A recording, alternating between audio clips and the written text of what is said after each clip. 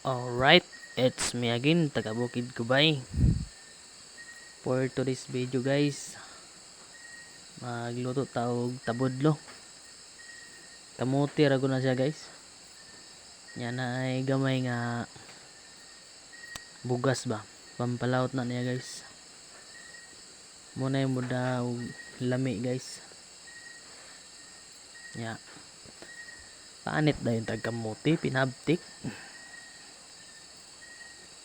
Alright guys. Pinabtik na nga panit ba.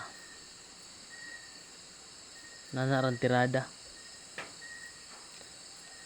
Pero master na tana guys kay siyempre dugay na sigbik balik ug panit na ng kamuti.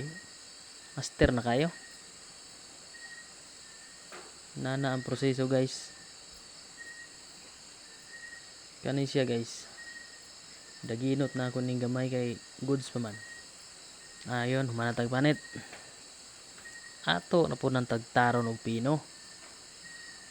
Na inana ra mo tadtad guys. Pang professional lang at tinadtaran ba. Wa na gamit tadtaran. Sa kamot na naiwa-iwaon. Pero safety ra gyapon. Pinagagmay da yung tadtad ana guys. Kay para luto dayon ba. Dali ra kay lutoon ba sa gagmay. Dayon. Haling dayon pinalive. Kahoy ra ta guys kay low budget man kay naman tag bukid. Tubigan dayog mineral. Bugas dayon nga gamay lang bugas. Lono na itong kamote.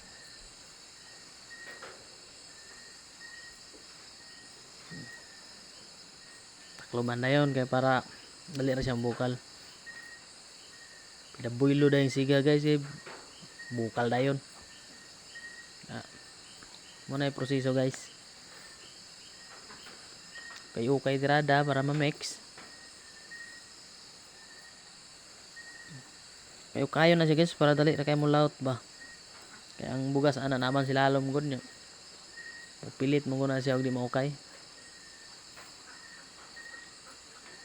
Sa gula na naman gamay nga asukar guys kaya para mo dala og lasa ba tamis-tamis. Laut na siya guys.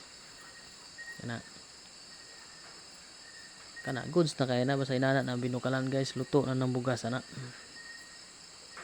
O di ba? Ano tirada na mo diri sa bukid. Okay, finished product na guys. Okay kayo.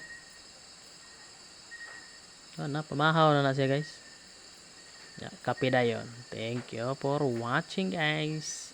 Bye-bye.